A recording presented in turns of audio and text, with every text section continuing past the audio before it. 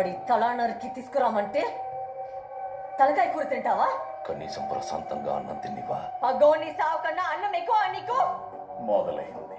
ప్రతిసారి పుణ్యక్షేత్రానికి పోయినట్టు పులిచర్లా పోవడం, ఆ వీరసింహారెడ్డి గాడి చేతిలో ఓడిపోయి రావడం. నీ కత్తికి వాడు నెత్తురంటాలని 30 ఏళ్ల సుంది ఎదురు చూస్తాండా. పగోడు పంపుతున్నా పసుపు కుంకాలతో బతుకుతా అంటే ముత్తైదు వల్ల లేను, ముండ మోపిలా ఉన్నా.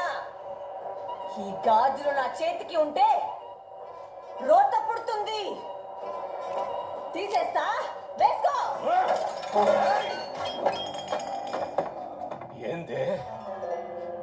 నా నాయన తల నా చేతినే నరికించినాడే, ఆడి తల వదులుతానా? పాక నీకే కాదు, నాకు ఉంది. ఇట్లాంటి పెళ్ళం పగోడికి కూడా ఉండకూడదురా. నా మేనలుడికి వచ్చిన కష్టం ప్రతిపక్షానికి కూడా రాకూడదురా సాగిరెడ్డి. నిజమే సార్. పగ తీర్చలేదని పక్కని ఆడదాన్ని ఎక్కడన్నా చూసినా? ఇప్పుడు చూస్తున్నాం కదా సార్.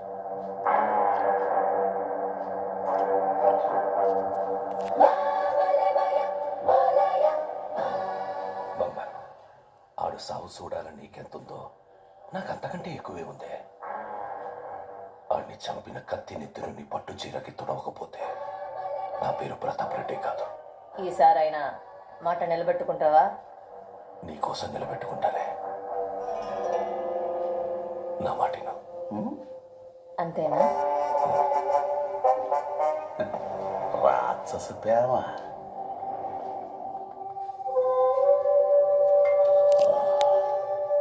అల్లుడు, ఆ ఈరసింహారెడ్డిని కొట్టాలంటే ముందు ఆడి బలాన్ని కొట్టాలా.